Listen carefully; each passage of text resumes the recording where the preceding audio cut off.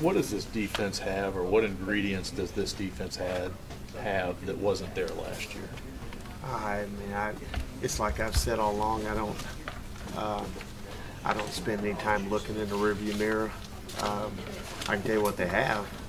They have character, and they have discipline, and they have I don't know how he's described it.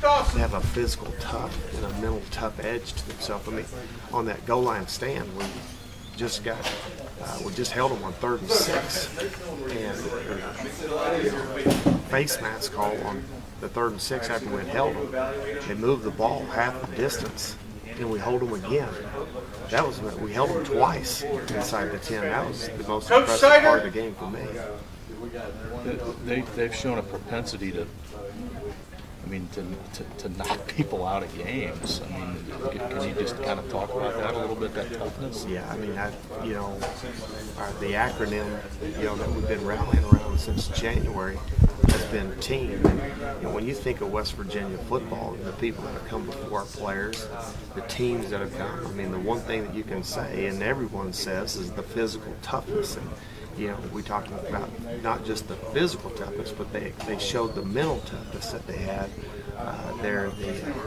I think it showed up in the second half of Maryland. And, I mean, it's like a guy told me the other day, he said, you guys were down 30 points and you're playing like it's the second half of the Super Bowl. And I said, that goes to, it's an honor to our players and the effort and the character that's inside. And, that toughness that I'm talking about is something that we've harped on since January. We're going to play with a physical and a mental toughness. That's the beautiful thing about football. You're trying to impose your will over another team.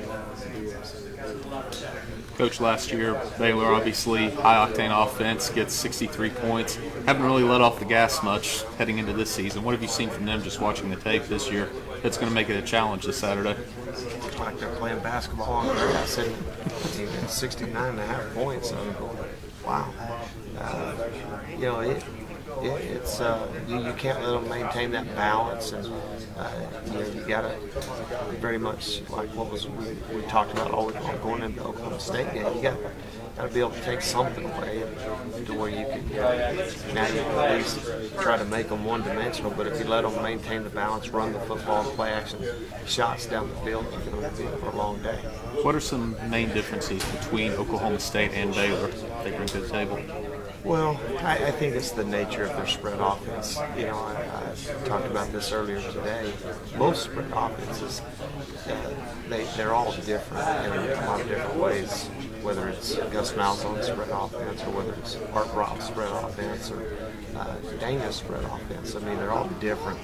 Some have option principles mixed into the run game. Some have wing T principles mixed into the run game. Some, in Baylor's big deal is the split variations of their wide receivers. They basically line up sideline to sideline. So you can't have 1 foot in and 1 foot out. You either got to cover, defend, or So they're very unique in their approach.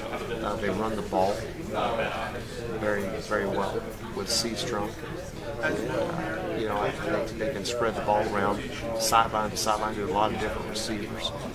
But you have to do something to disrupt one of those. And then they try to sit there and defend the other.